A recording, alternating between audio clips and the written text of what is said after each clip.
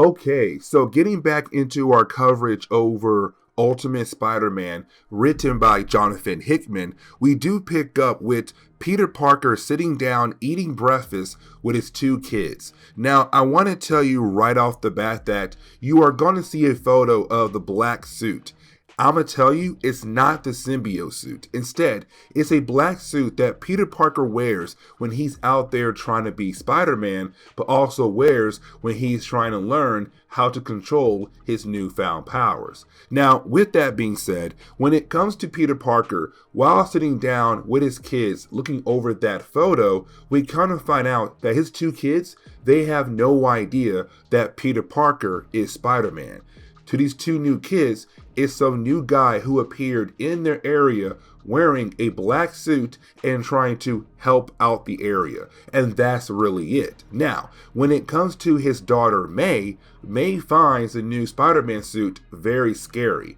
Now, for Peter Parker, he kind of takes that to the heart. And the reason why, because even though his kids may not know that that was him in that photo, still to hear your daughter say that he looks scary can really bother you.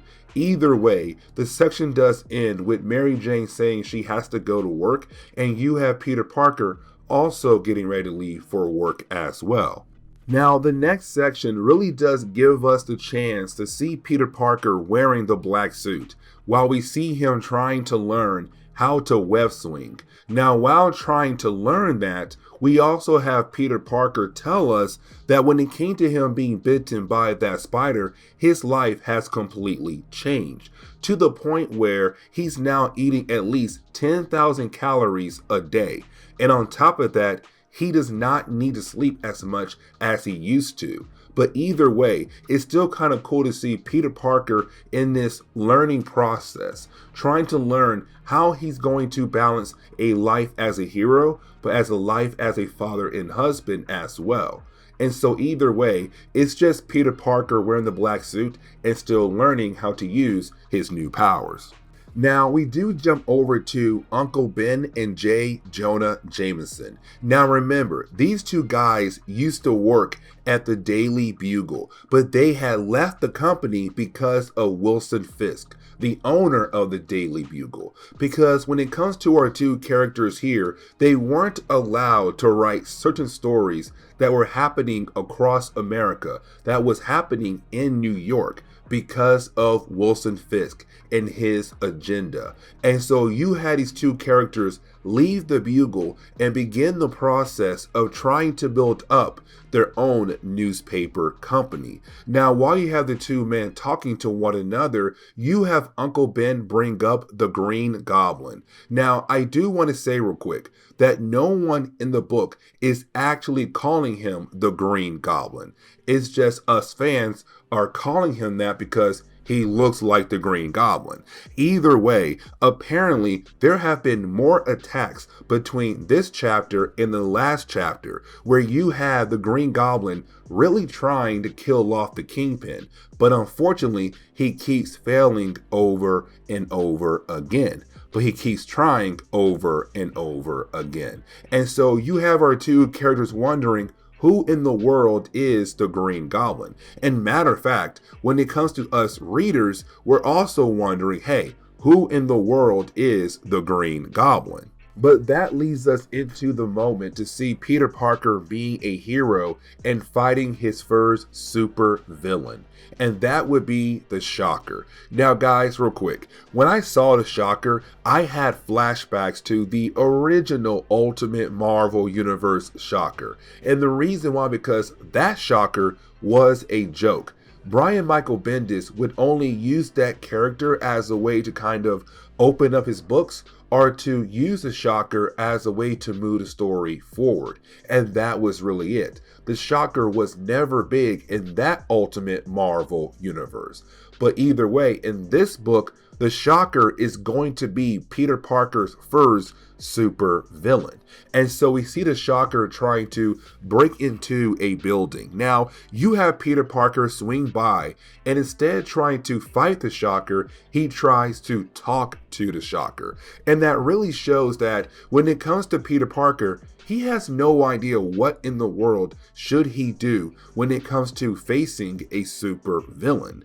But on top of that, he's kind of hoping that maybe they can just work things out with their words rather than their fists. And so you have Peter actually telling Shocker, I have no idea what in the world I'm doing here. Like, I know I'm trying to be a hero. I know I'm trying to use my powers to make sure I can be a great hero. But besides that, I have no idea what in the world I'm going to do. Now, when it comes to the Shocker, he actually tricks Spider-Man by saying, you know what? After our conversation, I realized that I'm just being desperate for money, that this is the wrong move to take here. I need to find better moves when it comes to trying to find some money. So you know what? I am going to go ahead and walk away. Now, here's the thing.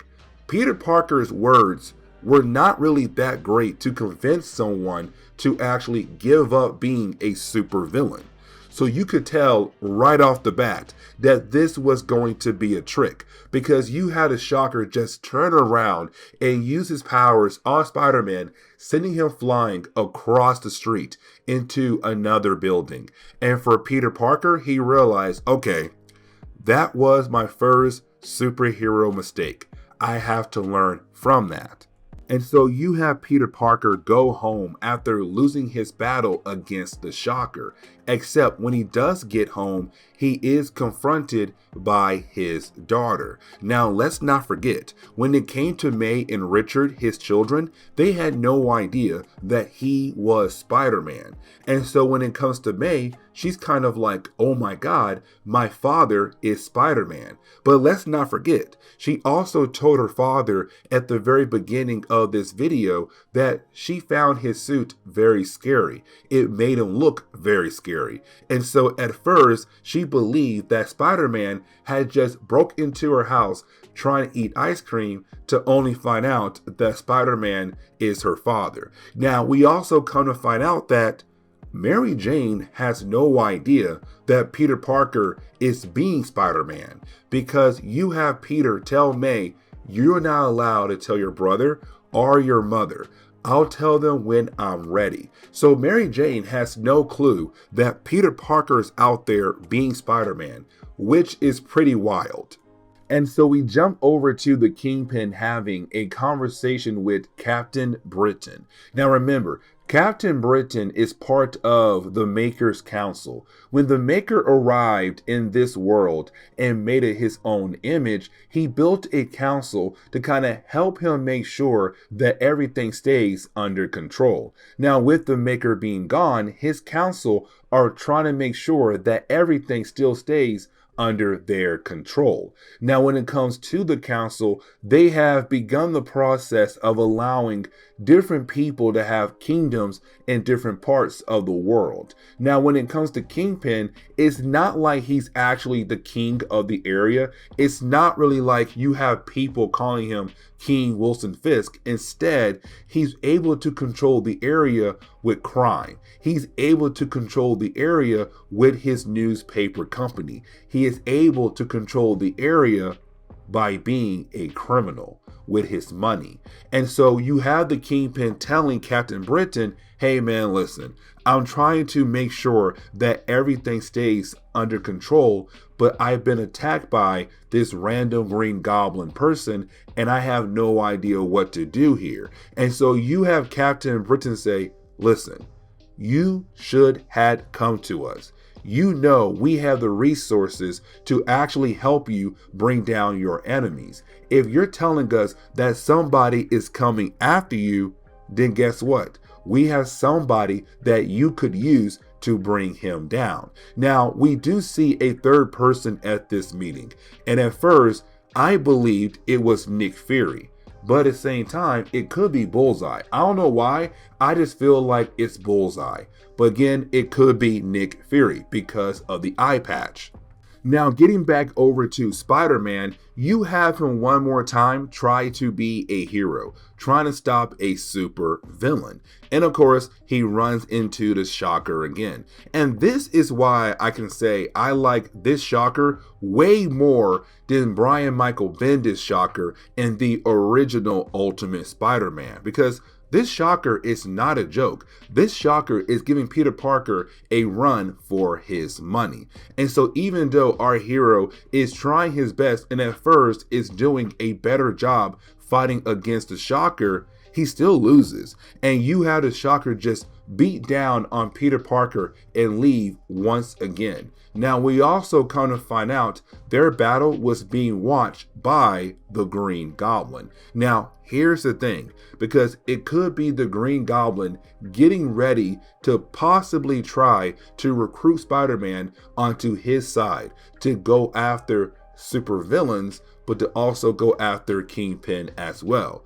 But for this moment, all we see is Green Goblin watching Peter lose again to the Shocker. But you have Peter Parker go back home after losing to the Shocker, except when he goes back home this time, it's a guy who's really thinking of the idea of giving up being a hero. Because one, he's still having a hard time learning how to control his new powers, but two, he just lost to the Shocker twice. And so for our hero, he's kind of like, dude, you know what? This sucks. I'm horrible. I should just go ahead and give up. Except he does see a drawing that was left behind by his daughter. In that drawing is a spider symbol. And it's her kind of saying, hey, you know, I drew this for you. But with Peter Parker seeing that, he's kind of like, you know what? I just need to slow down. You know what? Let me go ahead and take it one step at a time. And sooner or later, I will be a great hero. So I'm not going to give up. I am still going to continue and try to be Spider-Man. And this is where we are going to end today's comic book video. So please leave me a like down below and subscribe. But guys, see y'all next time. Later.